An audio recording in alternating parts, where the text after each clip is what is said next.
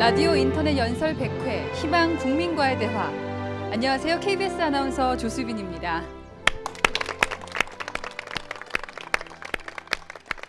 네, 뿌리 깊은 나무는 바람에 쉽게 흔들리지 않고요. 또 샘이 깊은 물은 가뭄에도 마르지 않는다는 얘기가 있습니다. 대통령의 라디오 인터넷 연설이 오늘로 벌써 100회를 맞았습니다. 100번째 시간인 만큼 좀 특별한 시간을 마련해 봤는데요. 가운데 계셔야 할 대통령께서 오늘은 시민들 안에 또 앉아 계시네요. 네, 오늘 여기가 주인입니다. 그렇기 때문에 네. 여러분 사이에 앉았습니다. 그렇습니다. 오늘의 주인공은 바로 여러분, 바로 국민들인데요. 그래서 그동안 연설에서 이야기가 됐던 정말 희망 국민들을 이 자리에 함께 모셨습니다. 박수로 맞이하겠습니다. 반갑습니다. 네. 지금 이곳에는 정말 새소리도 들리고 감나무의 감이 빨갛게 익어가고 있습니다. 정말 결실의 계절 가을이라는 생각이 문득 드는데요. 사실 인터넷 라디오 연설도 오늘로 결실을 맞은 셈입니다. 지난 2008년 10월 13일이었죠. 첫 번째 연설 주제가 우리 앞에는 미래와 희망이 있다였는데 벌써 100번째를 맞았으니까 이 가을에 정말 아름다운 결실을 맺은 게 아닌가 싶은데요. 거기서 정말 많은 그 국민들을 언급을 하셨습니다. 네. 오늘 이렇게 딱 보니까 누구다 하고 딱 기억이 나시나요? 예, 그게 알죠. 여기는 광주 마이스터곡에서 왔고, 여기는 체육대학에서 왔고, 네. 여기 또 구리에서 오신 분도 계시고. 여기 모신 분들이야말로 정말 우리 국민들을 대표하는 희망의 아이콘, 희망의 상징이 아닌가 싶은데요. 정말 라디오 인터넷 연설의 정말 진정한 주인공들이었습니다. 그러면은 오늘 100번째 연설을 시작하기 앞서서 우리 대통령님의 그 짤막한 소감 먼저 듣고 시작을 하도록 하겠습니다. 예, 예, 국민 여러분 안녕하십니까? 예, 제가 이 라디오 연설을 첫 번째 2008년도 금융위기를 맞이한 바로 그 9월달부터 10월달부터 시작을 했습니다. 네. 10월달부터 시작해서 지금 2주에 한 번씩 하면서 벌써 100회가 이렇게 되었는데 그동안에 많은 곳에 많은 분들 만났습니다. 사실은 위기를 두 번씩 맞이하면서 어려움을 겪는 분들이 참 많거든요. 그래서 그런 분들을 한 분 한 분 많은 분들을 만나면서 제가 그 역경 속에서 그 희망을 잃지 않고 그냥 성공하시는 분들 제가 봤습니다. 네. 그래서 그런 분들을 이번에 한번 100회가 돼서 초대를 해가지고 좋은 말씀 해주시면은 여러분 스스로가 그 어려움을 극복했지만은 여러분의 이야기가 현재 어려움을 겪고 있고 포기하고 싶은 사람, 뭐 심지어 난 뭐 더 이 세상에서 할 것도 없다 이렇게 생각하시는 분들에게 네. 용기를 주는 것이 아닌가 해서 그런 뜻에서 오늘 여러분 초대했고요. 또 응해줘서 고맙습니다. 여러분 오늘 좋은 시간 되길 바랍니다. 예, 네, 여러분 박수 부탁드립니다. 고맙습니다. 네, 라디오 인터넷 연설이 100회를 맞는 동안 정말 다양한 주제들이 있었습니다. 서민 경제 얘기도 있었고요. 또 올림픽에 나간 선수들의 성공담까지 정말 많은 이야기들이 있었는데요. 대통령께서는 그 100가지 이야기 중에서 가장 기억에 남는 거 한 가지만 꼽으라면 어떤 게 있을까요? 그동안 좋은 일도 있었고요. 네. 그 뭐 참 어려운 일도 있었는데 많은 것을 기억하게 하는 일들이 있었습니다만은 특별히 기억나는 것은 그 천안함 사태가 나서 그 46명의 우리 수병들이 아깝게 생명을 잃어가지고 내가 라디오 연설을 할 때 한 분 한 분 46명의 그 수병들의 이름을 부를 때 참아 못 부르겠더라고요. 네. 그게 지금도 잊지 못하지만은 아마 일생 살아가면서 그들의 희생 아무 죄 없이 죽었잖아요. 그래서 아마 잊지 못하지 않겠나 하는 생각이 듭니다. 저도 그 뉴스를 진행하면서 천안함 사태가 가장 기억에 남는 사건이었는데요. 지금도 생각하면 참 가슴 아픈 그럼요. 일이 아니었나 하는 생각이 듭니다. 오늘 이명박 대통령의 라디오 인터넷 연설은 100회를 맞아서 청와대 상춘제 앞들에 마련을 했습니다. 정말 그동안 많은 사연들의 주인공이 되었던 희망 국민들과 함께 하고 있는데요. 먼저 첫 번째 그 희망 국민을 만나보도록 하겠습니다. 생각보다 굉장히 어린 친구인데요. 네, 안녕하세요. 안녕하세요. 네, 자기소개 좀 부탁드릴게요. 안녕하세요. 광주 마이스터고등학교에 재학 중인 3학년 김신승입니다. 네. 이렇게 중요한 자리에 초청되어서 긴장되기도 했는데 이렇게 저를 알아봐 주시니까 한결 네. 편안해지기도 하는 것 같습니다. 네.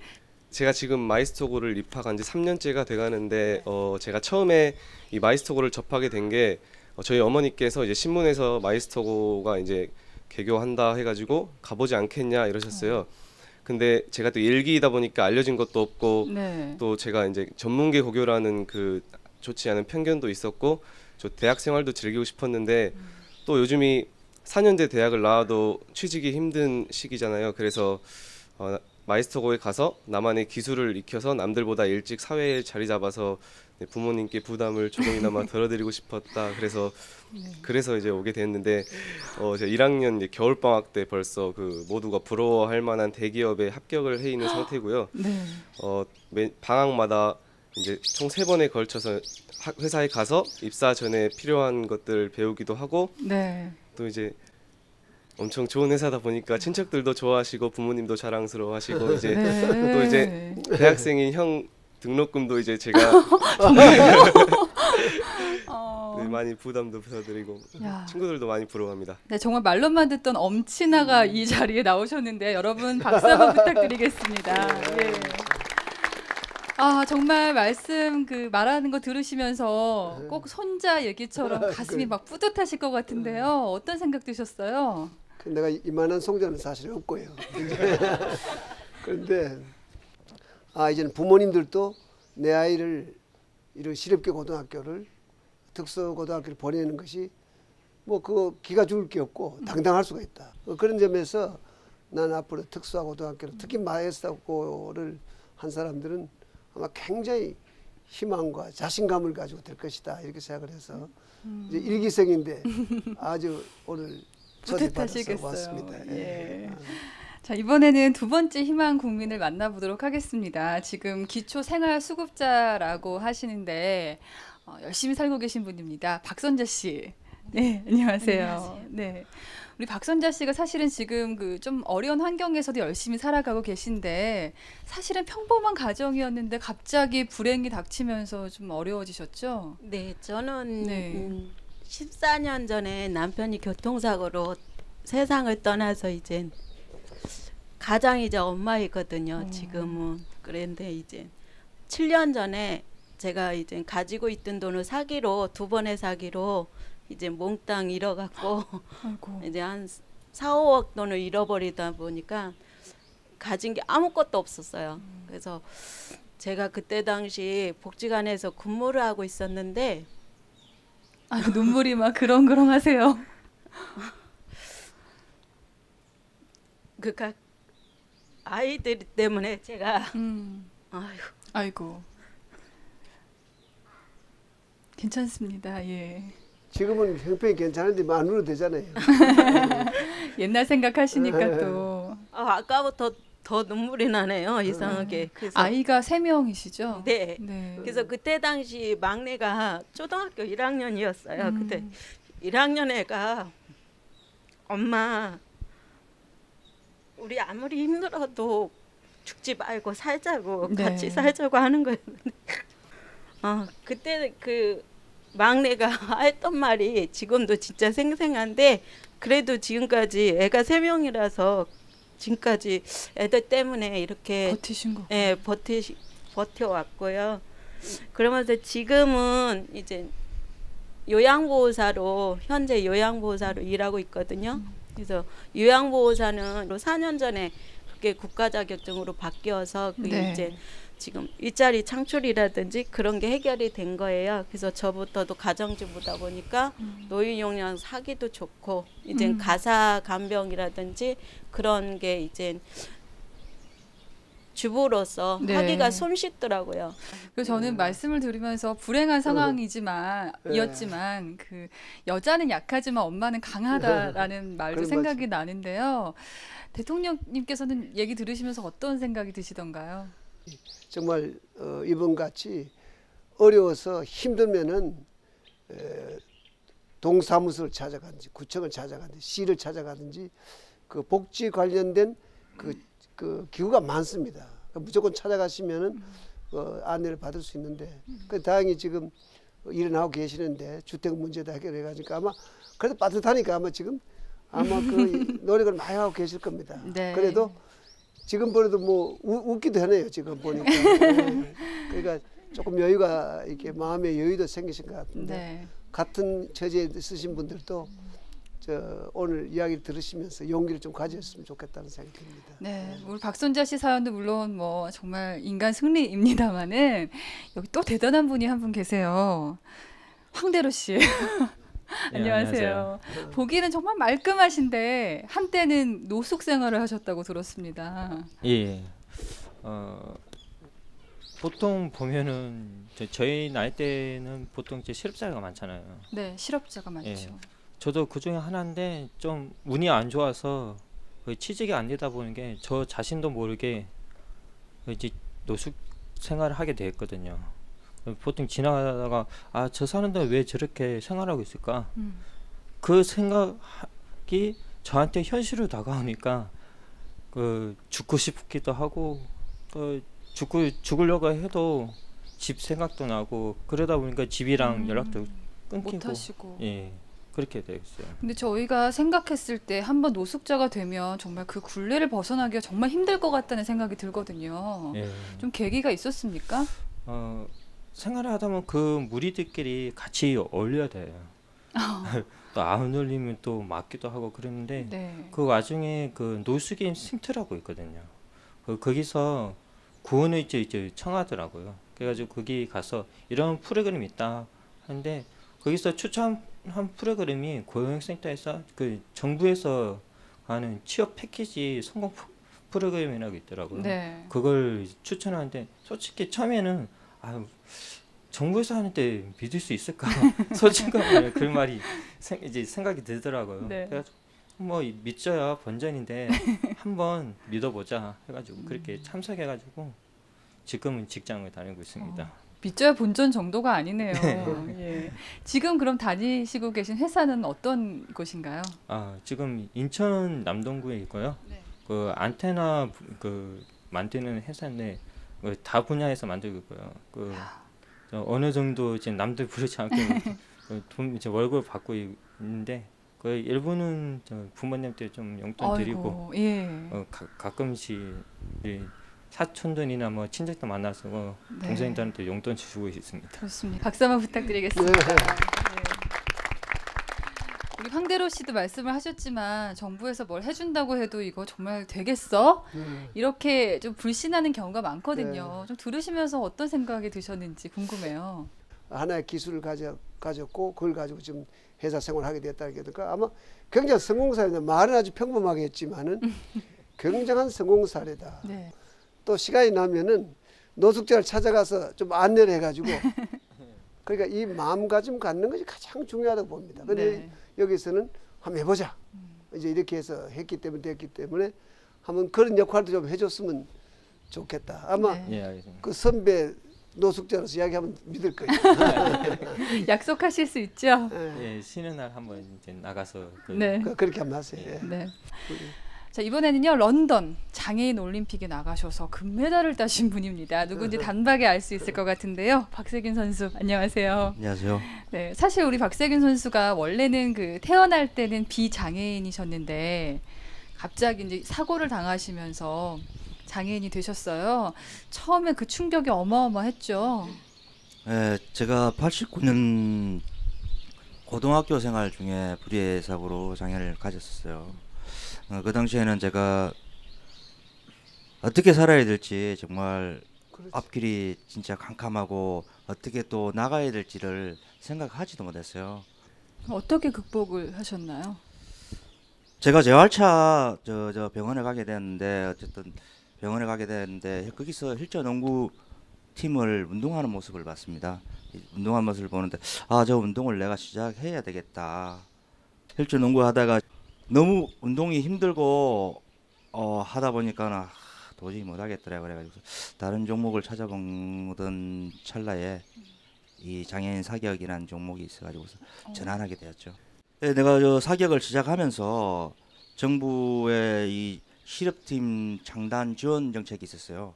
근데 거기에 부응하고 청주시청에서 그 장애인 실업팀을 창단하면서 제가 거기 입단하게 되었죠. 그리고 내가 입단해가지고서 이제 생활고나 훈련비나 이런 게 부담이 없으니까는 네. 열심히 운동만으로서 점령하다 보니까는 이번 런던 장애인 올림픽에서도 좋은 결과가 나지 않았나 생각하고 있습니다. 그 대통령께서 장애인 문제에도 상당히 관심이 많다고 들었는데요. 이런 그 더 많은 장애인들이 있지 않습니까? 어떤 도움을 좀 줄 수 있을까요? 사실은 장애인이 할 수만 있다면 일을 할 수 있게 하는 게 좋다고 이렇게 봅니다. 또 이런 경우는 이제 운동을 하는 경우 있죠. 운동을 해가지고 이번에 금메달 2개를 받았잖아요. 그건 뭐 대단한 거죠. 대단한데 저희가 이제 앞으로 이제 체육 지도자로도 갈 수 있고 이렇게 됩니다. 그래서 정부는 누구든지 장애인이 하고자 하는 일이 있으면은 제도적으로 좀 법적으로도 보장을 좀 하자 하는 막 그런 방침을 세워 나가고 있고요. 패럴림픽에서 장애인이 참여한 역사도 짧고 아주 그 완벽한 사회적 그 제도도 완벽하지 않은데도 이런 좋은 결과를 받았거든요. 그래서 아마 많은 장애인들에게 큰 희망을 이번에 줬다고 이렇게 생각합니다. 예. 노력을 하도록 하겠습니다. 정부와. 네. 박세균 선수 앞으로도 응원 많이 하겠습니다. 네. 고맙습니다. 네. 자, 마지막으로요. 저 멀리 부산에서 오셨습니다. 오혜점 씨, 오래 기다리셨습니다. 지금 안녕하세요. 네, 전통시장에서 일을 하고 계시는데 제31차 라디오 인터넷 연설 주제가 그 온누리 상품권 활성화였습니다. 네. 예, 전통시장에서 일을 하시면서 실제로 이게 좀 많이 도움이 되셨습니까? 네. 저는 부산의 부전시장에서 온 그 오혜점이고요. 네. 지금은 해산물 가게를 하고 있습니다.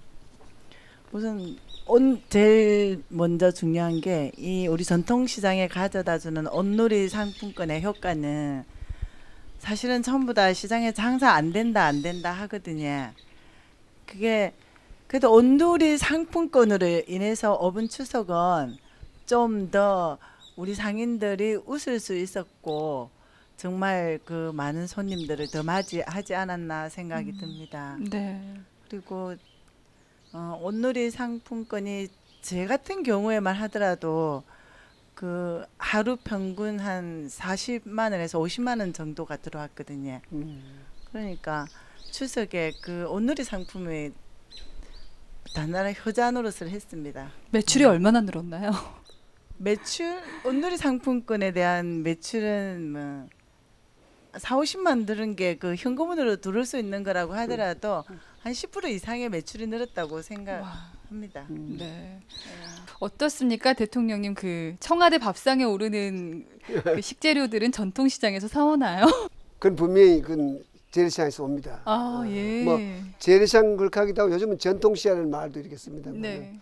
사실 이제 참 좋은 말씀하셨는데 이 재래시장이 제대로 이제 장사가 제대로 안 되니까 사실은 좀 기업하시는 분들이 좀 그 온누리 상품권을 좀 사달라고 부탁을 했습니다. 그래서 그 2009년부터 시작을 했는데 금년에 기업 대기업들이 협조를 많이 주고 해서 연간 한 3,700억이 사주었어요. 그러면 그것은 뭐 백화점 갈 수도 없고 마트 갈 수도 없고 그건 뭐 언제 가더라도 재래시장 가야 되는 거죠. 그럼요. 그러니까 이제 그게 되는데 그건 매년 금년에 한 뭐 연말까지가 한 4천억이 이제 됐을 거고요. 그럼 연말 그 돈 연말도 재래시장 이제 갈 수가 있고 이렇게 합니다. 그래서 나 이렇게 욕심 같아서는 연간 한 5천억씩만 이렇게 좀 기업들이 협조해 주면은 네. 그러나 5천억은 큰 돈인 것 같지만은 또 많은 기업들이 협찬하게 되고 대기업은 사실 요번은 대기업이 모기업은 뭐 1,000억 이상 사주신 분 계시고 이래서 이제 그만한 금액이 된 거죠. 사실 저희 같은 젊은 주부들은 전통시장에 대해서 좀 낯선데 많이 낯설죠. 예, 말씀 들으니까 온누리 상품권을 좀 기억해 뒀다가 예, 선물로도 주고 또 그렇죠. 저희도 장 볼 때 써야겠다는 그런 생각이 들었습니다. 주차 걱정 안 하셔도 됩니다. 네, 알겠습니다. 오늘 그 희망 국민과의 대화 직접 한번 해봤는데요. 대화를 하면서 어떤 생각이 드셨는지 또 궁금하고요. 또 오늘 나온 질문 말고도 좀 이런 걸 알고 싶다 하는 게 있으신지 궁금합니다. 지금 되돌이켜 보면은 우리 한국에는 좋은 일도 많았습니다. 사실 네. 예, 세계적으로 뭐 평가도 받고 또 그 며칠 전에는 현재 위기가 굉장히 오래 갈 것 같지만은 우리나라가 그래도 세계에서 7개 나라는 빨리 극복을 하고 지속적으로 성장할 수 있다는 7개 나라를 선정하는데 우리가 첫째로 꼽혔어요. 그러니까 우리도 현재는 어렵지만은 한국에 대한 희망을 보고 있는 거지 그 사람들이. 그래서 저도 사실 국민들에게 그래 좋은 일도 많았지만 그런데 우리 살림은 이게 뭐냐? 나는 정말 어렵다. 나는 대학을 나왔지만 일자리도 없다. 이제 이런 고민이 많잖아요. 참 국정을 책임진 사람으로서는 늘 그게 정말 잠이 안 올 일이죠. 그런데 당장 해결할 수 있는 길은 없는 것이고요. 그러나 저는 사실 어떻게 보면은 지나간 4년을 일할 때 보면은 위기를 2번씩이나 만났잖아요. 세계적인 위기고 우리만 만난 게 아니고 온 세계가 만났는데 그러니까 이 긴 터널에 깜깜한 터널을 지나가는 것 같아요. 그런데 나는 깜깜한 터널에서 그냥 절망하고 포기하고 희망 그렇게 하는 것이 아니라 우리가 계속 가면 터널의 끝에 밝은 빛이 있다.